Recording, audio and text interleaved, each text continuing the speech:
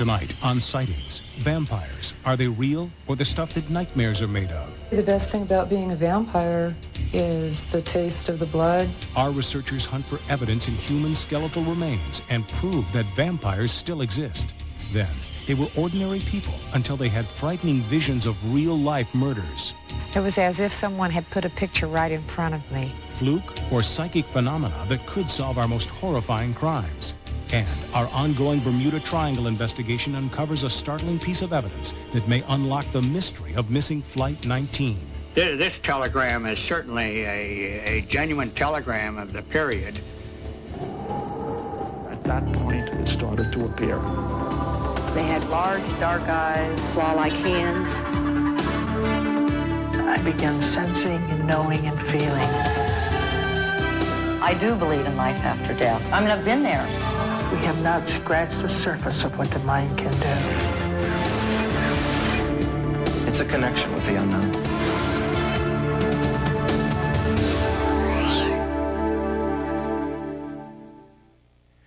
Just about everything we know about vampires was created almost 100 years ago by Bram Stoker in his classic Gothic novel Dracula. It's been the inspiration for countless stories and movies about a fictional character with a taste for human blood. But today in the United States, some people believe that vampires actually exist. We think of vampires as part of Eastern European folklore or the result of Hollywood conjuring, not as the stuff of small-town America. But in the late 18th century, belief in the undead led to bizarre rituals designed to keep the newly deceased from coming back to prey on the living.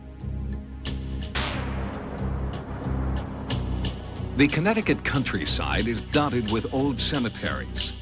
In Griswold, a dark secret lay dormant for nearly 2 centuries and has only recently been unearthed. In Washington, at the prestigious Walter Reed Army Medical Center, remains uncovered in Griswold were analyzed by Paul Sedzik, a curator at the National Museum of Health and Medicine. I was given a call by the state archaeologist in Connecticut to help identify and analyze some skeletal material that was found at this site in Griswold, Connecticut. What happened was some kids had found a couple skulls laying at the bottom of a little ravine, and they brought them to the police, and the police called the medical examiner. The medical examiner did some research into the records in that time period and came up with vampire activity or vampire cults in the 18th and 19th century. Archaeologists probed the graves for mutilated corpses, the telltale signs of suspected vampires. The next step in verification was determining the cause of death. Pretty evident to see the cause of death. In the skeleton from Connecticut, the vampire skeleton, there's evidence of tuberculosis in some of the upper left ribs. And here we can see evidence here, this whitish area that we're seeing close to the articulation with the vertebrae. Tuberculosis played a major role in the vampire folklore of the 1800s. It was believed that those who died of TB could come back and infect the living. So a ritual developed to ensure that a corpse's eternal resting place really was eternal. What they actually did was take the bones here in the chest and jumble them up like someone had just taken their hand and kind of moved it around in that fashion. They then took the 2 femora, the upper leg bones, crossed this one here and this other one on top of it, over across like that. They then took the skull and placed that right in this area, and then they closed the crypt back up. The graves were opened anywhere from 2 weeks to a year after burial. Graves of dearly departed loved ones or anyone who died of tuberculosis. What floored me is just that people could actually believe that someone dying of tuberculosis could actually cause the death of loved ones. And there are accounts in New England, especially of men going into the graves of their daughter and removing their hearts and burning them, and you know, fathers doing it to sons, sons doing it to fathers. I mean, very close family units. There were probably lots of people attending these exhumations and killing of vampires, and when you do read them, there can be upwards of 300 or 400 people. The whole town would probably turn out. You know, it's a major social event. Digging up wives, husbands, sons, daughters, and trying to kill them again. I mean, that's something that we couldn't even conceive of today. I couldn't imagine going and digging up the grave of my daughter and trying to kill her again. I know there's something that completely would never enter my mind. In many parts of America, you can still hear chilling tales of vampires today. In Los Angeles, professor of folklore and author Noreen Dresser researches living vampires. Very often, the act of drinking blood is a prelude to sex. People who call themselves vampires. Uh-huh. A corpse supposed to come to life at night and leave its grave and suck the blood of sleeping people. If a person wants to dress in black and sleep during the daytime and be awake at night and walk through the graveyards and listen to Gothic music, and that person's not hurting anyone, including the fact that that person might want to drink someone's blood and someone is willing to give it to them, I don't see where that's harming anyone. I'd say the best thing about being a vampire is the taste of the blood and being with someone who trusts you and will let you drink their blood. Katrina is proof that vampire practices are real and still occur today. There are certain well-known criminals, for example, Richard Ramirez and Ted Bundy, who in reports, there were just little side notes that they did drink blood from their victims, but that was never presented as the main motivation for committing their crimes. I would never do anything to a child or to an animal. This is something that I've only done with a consenting adult. You know, they have to be willing to do this, and anyone that I've ever done anything like this with actually has enjoyed it. Some vampires attempt to take blood here from the carotid artery. However, that's rather clumsy and it's also quite dangerous. So this is not really used as often as taking it from the arm. I can use an instrument like this, which is a medical scalpel. It's very sharp. It can be sterilized with alcohol, so there won't be any infection, and it's painless. Blood is an acquired taste. The best place is somewhere on the arms or the hands, and I'll just, continue drinking until the wound stops bleeding. Sometimes this leads to a relationship where they say, well, that was kind of interesting. I enjoyed it. Would you like to do it again sometime? You could be attacked, mugged, robbed, shot, killed on the freeway. I mean, our life is so fraught with dangers and fears that it's a lot more satisfying to focus on something scary when we know what all the rules of that scariness are. Why does the myth of vampires still persist? Perhaps it's because we are still plagued by diseases and our lives are still precarious as they were in ancient times.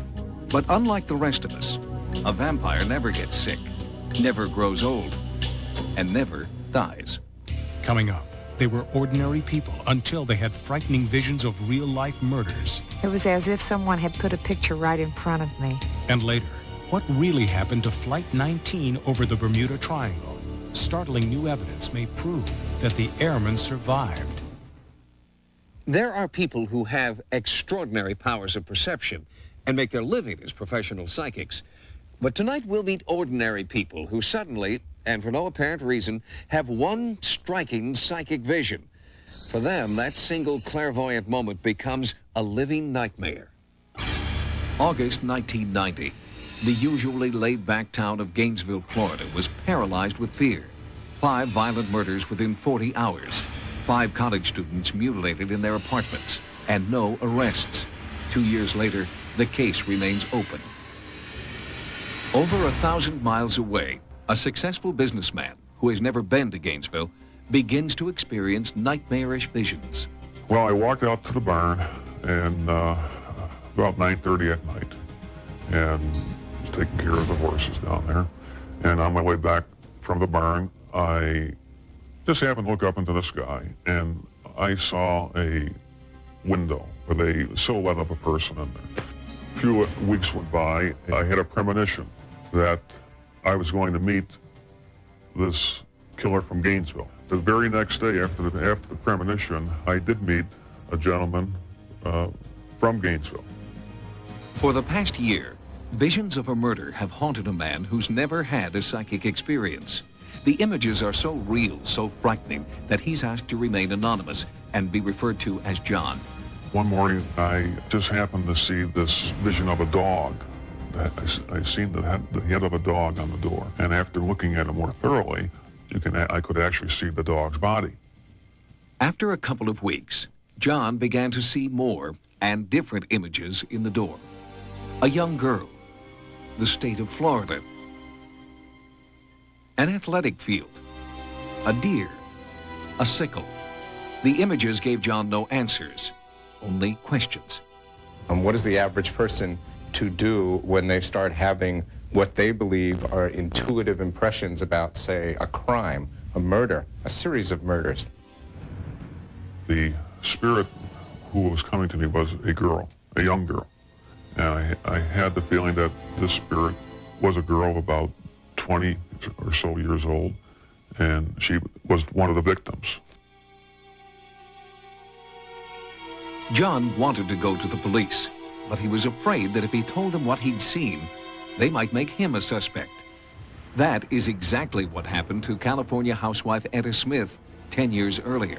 It was 3 o'clock in the afternoon, and I was listening to a radio broadcast while at work. And they said that they had found the lady's vehicle in Pacoima, I think on a dead-end street, and that they were making a house-to-house search for her. And as soon as they said house-to-house search and that thought registered, it was as if someone said to me, "She's not in a house." I saw a picture.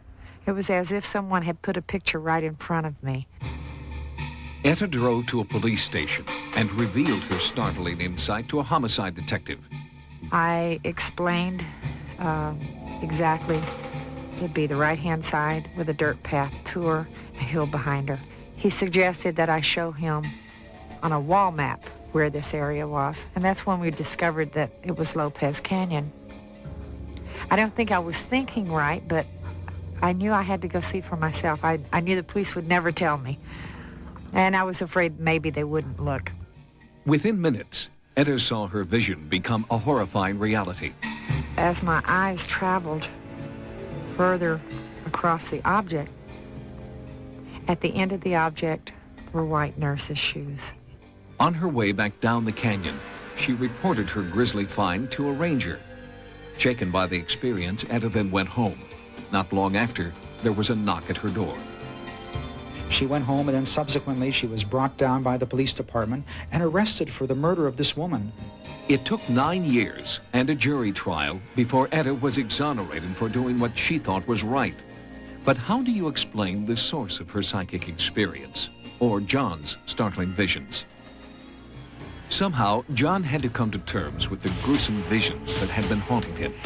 Psychic psychologist Keith Harari accompanied him to Gainesville to help him on his journey. They visited the murder scenes in search of clues to the mystery. When I was out and, having these visions, I would ask for something that I can only the police would know, or that she could tell me. One of them being that what was the murder weapon used, and she gave me a vision of a sickle, and the sickle could be found in an area behind a football field. And I also envisioned a tree and also a symbol or a deer or some type of animal. One victim attended classes at the Gainesville Teaching Zoo, where not only are there deer, but a parking lot under construction on top of what used to be an athletic field. We got a tremendous amount of contacts from people who believe very strongly that they had information from a psychic nature or paranormal nature that they wanted to relay to the investigators. They wanted to do so primarily to benefit the investigation. I'm just an average person, okay, having a vision, and that with that, they would look upon me as wacky. The dead tree was the sign John was looking for. And with the supervision of Keith Harari, he began an intensive search for the murder weapon. Things that have happened to me all pertain to this Gainesville killing, and this spirit that has come to me is one of the victims, and I feel it so strongly that I just can't let it go. I have to follow this through as she wants me to do. I feel that she wants to put an end to this and put this person in jail. And I just can't let it go like that. Life is a mystery, and it's full of mysteries, and it's full of situations in which you don't always get closure. I mean, the healthiest thing to do in this case is to say, well, I don't know, I checked it out, I didn't find anything, go back to one's ordinary life and have a good life, open to the possibility that sometimes things happen that you can't explain. On June 9th, 1992, while this story was being shot, a new development. A man named Danny Rolling was indicted for murder in the Gainesville case. But Danny Rolling is not the man in John's visions. John believes there's a second murderer who has not yet been caught. And in fact, the Gainesville Police Department admits there may be a second murderer at large. The investigation continues, and for John, so does the waking nightmare of his psychic visions. Coming up next, did the Bermuda Triangle take Flight 19, or was it all a government cover-up? They were all lying, all of them. On a recent episode of Sightings, we told you the story of Flight 19, a squadron of Navy fighters that vanished in the treacherous Bermuda Triangle after World War II. And now, 47 years after the planes disappeared, Sightings has received exclusive information that reveals a bizarre new twist in the fate of Flight 19. I